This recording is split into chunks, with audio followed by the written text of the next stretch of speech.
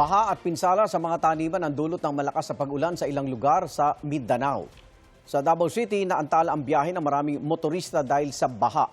Nagtulong-tulong naman ang ilang lalaki sa South Cotabato para hindi matangay ng rumaragasang baha ang ilang natumbang motorsiklo.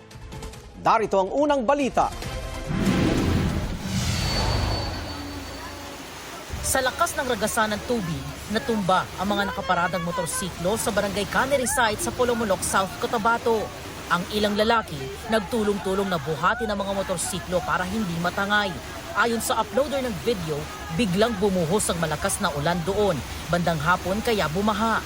Naitayo at naitabi rin kalaunan ng mga natumbang motorsiklo. Walang naitalang sugatan sa insidente. Balik!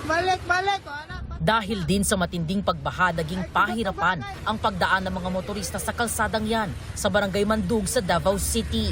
Ilang motorsiklo at pedicab tumirik ng piliting tumawid. Humupa rin kalaunan ng baha at nakadaan na ang mga motorista.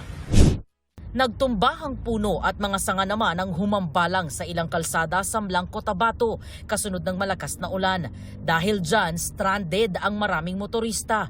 Nagsagawa ng clearing operations ang Municipal Disaster Risk Reduction and Management Office para alisin ang mga harang sa kalsada. Nalinis ang kalsada bandang hapon. Walang naiulat na nasaktan sa insidente. Binaha at nagkaroon naman ng pagguho ng lupa sa Antipas, Cotabato dahil sa malakas na ulan. Maraming taniman at sakahan ang nasira. Ayon sa mga otoridad, 2.3 million pesos ang naitalang pinsala sa lugar. Binigyan na ng tulong ang mahigit 40 pamilyang binaha. Ayon sa Pag-asa, localized thunderstorms ang naranasan sa ilang bahagi ng Mindanao.